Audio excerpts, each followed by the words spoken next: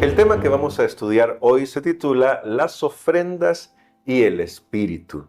Y vamos a descubrir en estos últimos capítulos del libro del Éxodo qué es lo que Dios espera de nosotros, pero también cómo Dios nos capacita para poder trabajar en su obra. Vamos a descubrir algo de esto este día, así que vamos a orar pidiendo la dirección de nuestro Dios. Bondadoso Padre, venimos ante tu presencia agradecidos porque eres misericordioso con nosotros y en estas lecciones que estamos aprendiendo del libro del Éxodo hacia el final de este libro, queremos pedirte, danos sabiduría para poder reconocerte como el dador de todas las bendiciones y poder ofrendarte no las cosas solamente, sino nuestra vida, para que te pueda servir nuestra vida para tu honra y tu gloria. Lo pedimos en el nombre de Jesús. Amén. Amén. Para este día, pastor, me pareció muy interesante, como ya usted lo decía, aquí se están repitiendo algunas cosas que ya se han dicho en capítulos anteriores, pero que tienen un sentido en este libro para ayudarnos a volver a conectar a esa relación que se había roto y que ahora se está restableciendo entre Dios y su pueblo. Y no vamos a ver todos los textos porque le invitamos a nuestros queridos amigos y amigas que lo pueden leer desde el capítulo 35 hasta los primeros 7 versículos del capítulo 36. Toda esa lectura habla sobre el momento en el que se comienzan a llevar las ofrendas, ya se había hablado de esto antes, y la capacitación que Dios hace sobre algunas personas, se menciona 2 por nombre, que van a construir el santuario. Pero yendo a lo primero, el tema de las ofrendas me parece interesante, pastor. ¿Por qué Dios les pide esta ofrenda? Y de hecho tenía que ser voluntaria. ¿Por qué Dios les pide esta ofrenda a ellos? ¿Qué principio hay ahí respecto a lo que sí podemos hacer para la obra de Dios? Bueno, creo que es imposible ver este tema sin recordar, como lo hicimos el día de ayer, lo que había sucedido previamente. Porque quiero mostrarles que las ofrendas que Dios pide son una respuesta a algo. Nosotros sabemos muy bien que hay esa ley de la física. A cada acción hay una reacción. O sea, hay ley de causa y efecto. Entonces, creo que eso es lo mismo que sucede con las ofrendas. Después de la apostasía del pueblo de Israel, al pie del Sinaí, al adorar el becerro de oro, y que Dios ahí pudo haberlos consumido, o por lo menos dejarlos solos ya, abandonados a su propia suerte. Pero recordemos que Dios los perdonó. Ahora viene la ratificación del pacto, y entonces ahora viene el pedido que Dios hace al pueblo para participar en la construcción del santuario, de ese lugar donde Dios iba a estar. Y qué maravilloso fue la respuesta del pueblo. Amén. Una respuesta voluntaria y generosa, porque yo creo que esa respuesta estaba unida a ese agradecimiento que tenían ellos, que Dios les había preservado la vida, y además de eso, que Dios había prometido acompañarlos para entrar a la tierra prometida.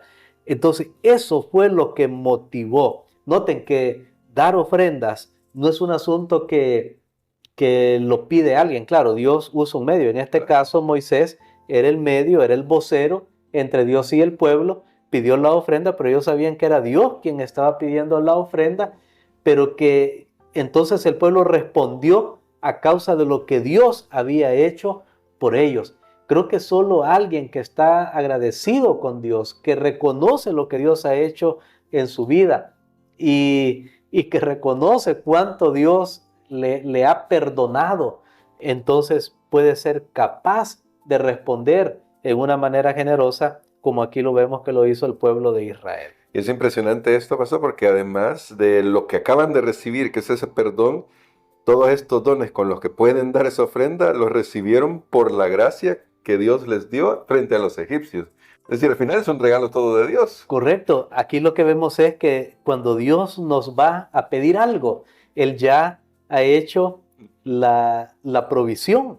Cuando Dios nos va a pedir algo. Yo estaba leyendo un día de estos un pensamiento, hermano Gerson, que me dejó realmente impresionado y decía de la siguiente manera, alguien hacía una oración a Dios y le decía así, Señor, dame lo que te pido y entonces pídeme todo lo que quieras.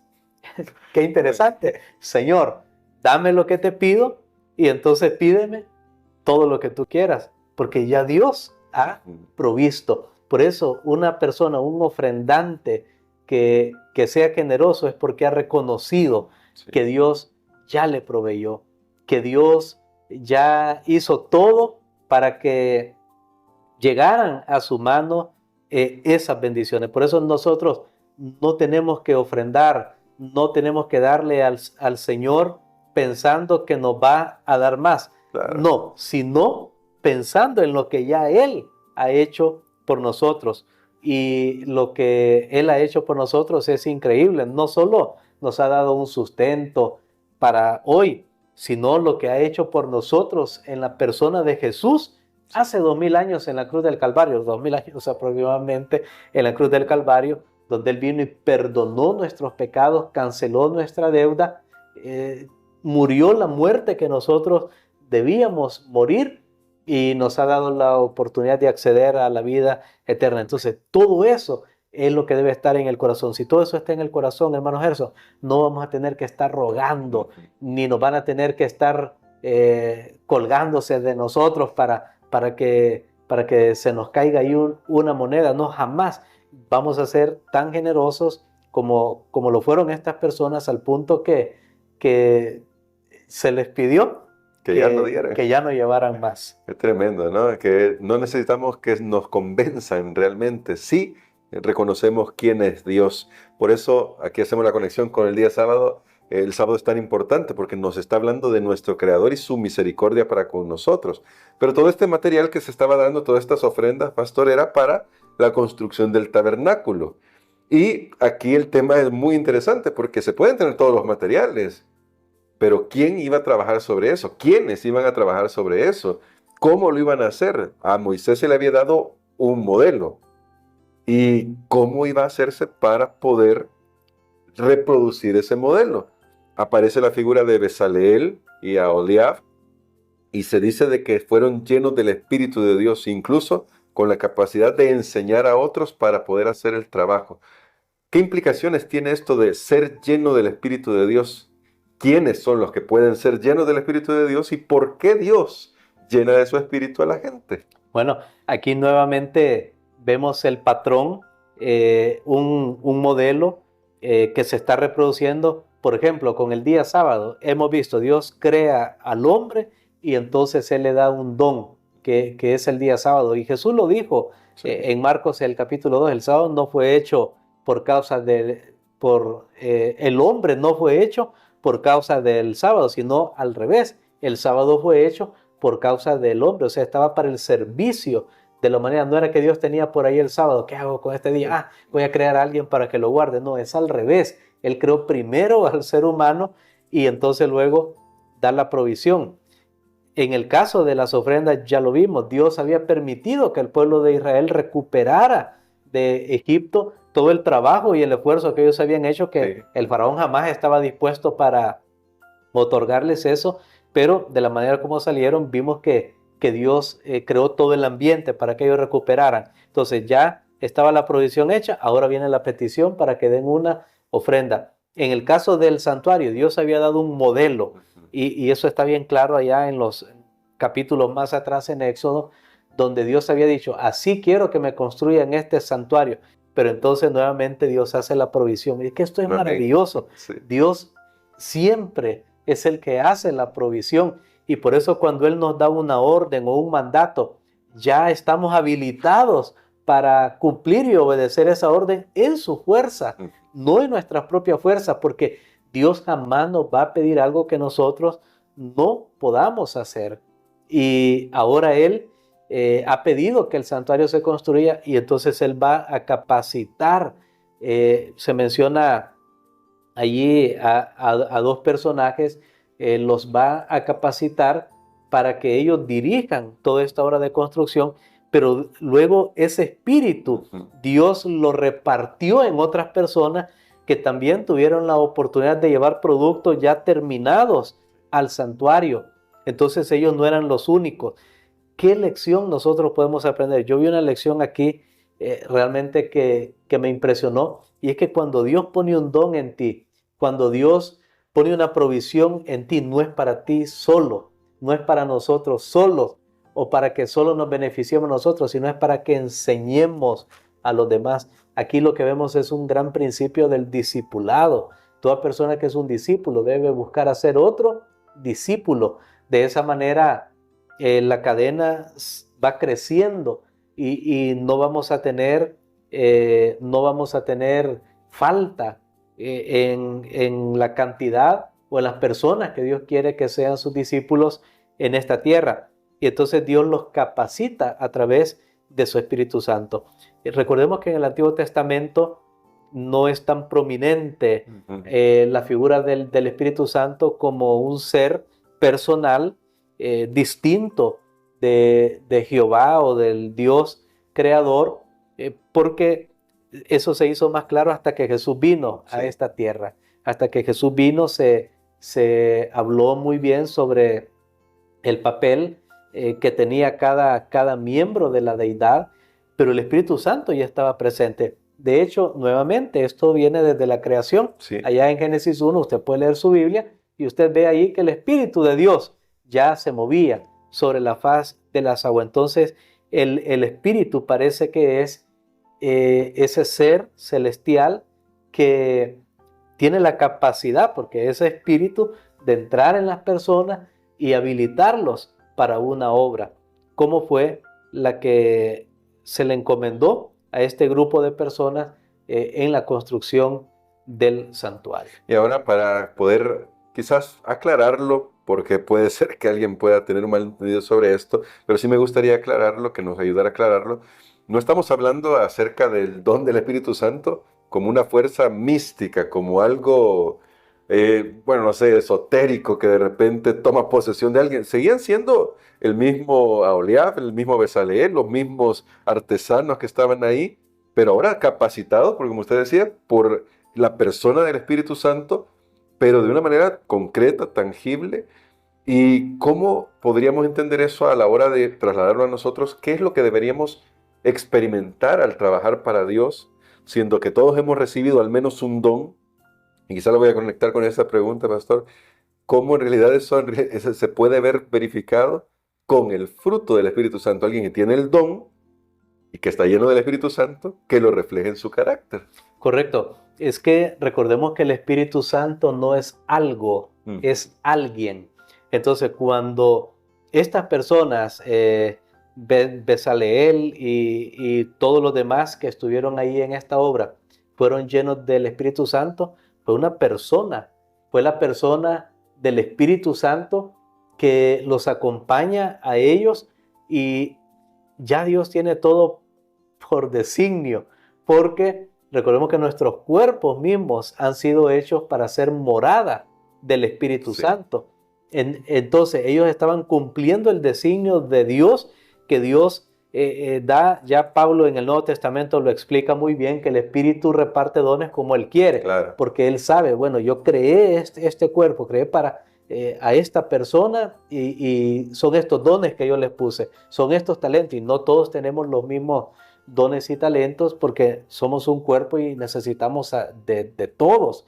Entonces, es el Espíritu Santo el que los capacita a ellos, que Dios ya tenía ese designio, pero ellos le permiten al Espíritu Santo poder operar en su vida. De ahí la importancia de ser llenos del Espíritu Santo, porque aunque Dios a mí me haya diseñado con un propósito, pero si yo no le doy cabida a Él en mi vida, en mi mente y en mi cuerpo, para que el Espíritu Santo more, Dios no va a poder cumplir ese propósito en mí. Lo vemos más adelante en historias como la de Sansón. Dios lo había diseñado con un propósito, pero cuando el Espíritu lo abandonó, Sansón simplemente era como todas las demás personas, y ya no con aquellas cualidades con las cuales él había sido reconocido. De ahí la necesidad que tenemos nosotros también de ser llenados del Espíritu Santo. Me gustó mucho, y la pregunta que hacía en la lección a mí me dejó pensando mucho, porque noten que no es una pregunta casual, sino que pregunta directamente, ¿qué dones espirituales has recibido cuando fuiste lleno del Espíritu Santo? Ni siquiera dice cuando recibiste el Espíritu Santo, ni, bueno, cuando yo lo recibí. No, dice cuando fuiste lleno. Entonces la primera pregunta es, ¿soy consciente de que ya fui lleno del Espíritu Santo? Sí. ¿Cuándo es que yo fui lleno del Espíritu Santo? O nos va a pasar como le pasó a aquellos discípulos que encontramos en el libro de Hechos de los Apóstoles, Sí. aquellos discípulos de Éfeso que Pablo les preguntó, ¿y ustedes ya recibieron el Espíritu Santo? ¿Y qué es eso? No hemos escuchado. Ahí Pablo tuvo que darles toda una instrucción y tuvieron que pasar nuevamente por el proceso de la conversión. Pero esa es la pregunta. ¿Fuimos llenos del Espíritu Santo? ¿Sabe qué se espera, hermano Gerson? Que desde el día del bautismo, desde el día que nosotros aceptamos a Cristo, el Espíritu Santo venga y nos llene. Es que el Espíritu Santo no sabe dar menos. Sí. No es pedacitos, no es porciones. El Espíritu Santo, si viene a nuestra vida, realmente Él quiere llenarnos. Él no conoce otra cosa que llenar. Pero, ¿qué hay que hacer para permitir que el Espíritu Santo nos llene? Tenemos que vaciarnos de nosotros mismos. Y entonces Dios nos va a llenar, y la mayor prueba que nosotros estamos siendo llenados del Espíritu Santo es cuando manifestamos en nuestra vida, lo que usted me preguntaba, el fruto del Espíritu. Porque no se trata solo de hacer algo. Por ejemplo, alguien puede tener habilidad de oratoria, de hablar en público. Lo vemos en estadistas, lo vemos en otras personas en la sociedad, en empresarios, en algún gerente. Tienen habilidades de persuasión y de oratoria, pero eso no lo hace automáticamente en un embajador del reino de Dios. ¿Por qué? Porque aquí va más allá de eso. Por eso se llama, en la vida cristiana se llaman dones espirituales, porque una persona puede tener talentos naturales, que ya vimos que Dios le puso, porque Dios tiene un designio para cada uno, pero que se convierten en espiritual solo hasta que el Espíritu de Dios está habitando en una persona, está llenando a esa persona. ¿Y cuál es la mayor prueba? No es lo que hacemos, porque alguien podría venir y hacer algunas cosas para Dios y aún cosas bien excelentes y no tener el Espíritu. Simplemente tiene las habilidades, los talentos, pero el fruto no es un fruto que permanece, como decía Jesús en San Juan 15. ¿Cuándo es que nos damos cuenta que el fruto va a permanecer y que es la obra que Dios está haciendo? Cuando se manifiestan el fruto del Espíritu. No dice los frutos, dice el fruto. Debemos tener todas esas características. ¿Cuáles son? Está en Gálatas capítulo 5. Amor, gozo, paz, paciencia, benignidad, templanza, mansedumbre, dominio propio. Usted puede ir ahí a Gálatas, el capítulo 5, y encontrar que ese es el fruto que Dios quiere que se manifieste en nuestra vida. Cuando ese fruto se manifieste en nuestra vida del Espíritu Santo, entonces va a ser posible para nosotros producir los otros frutos que hablamos, por ejemplo, como iglesia, de ganar almas para el reino de Dios. Pero es primero lo que ellos han visto en nuestras propias vidas, lo que va a ser el argumento más grande que podemos dar para que otros puedan seguir a Cristo Jesús. Y por eso me gustaría que orara por nosotros, pastor. Tal vez alguien ahora está preguntándose qué dones Dios me ha dado y cómo estoy reproduciendo ya el carácter de nuestro Señor Jesucristo, que es el fruto del Espíritu, para que en esta oración, pastor, el Espíritu Santo pueda llenar nuestras vidas y podamos servirle a Él como Él quiere. Amén. Padre, te damos gracias, Señor, porque nuevamente hemos visto en varios ejemplos que tú siempre haces una provisión para todo lo que necesitas de nosotros. Solo tenemos que creer en ti, obedecer, y esa es la dinámica para mantenernos en la vida cristiana. Ayúdanos, Señor, a creer. También te damos gracias, Padre, porque tú nos has salvado a través de Jesucristo, ¿Cómo no te vamos a dar todo lo que somos y tenemos? Perdónanos, Señor, cuando aún te mezquinamos unas pequeñas partes o ingresos de lo que tú nos das, cuando tú ya nos has dado todo. También, Señor, hoy te pedimos que nos ayudes para que tu Espíritu Santo pueda habitar plenamente en nosotros, que habite en la plenitud de tu Espíritu en nuestras vidas. Ayúdanos a apartar y a vaciarnos de todo aquello que está estorbando la obra plena de tu Espíritu en nuestras vidas. Lo pedimos en el nombre de Jesús. Amén.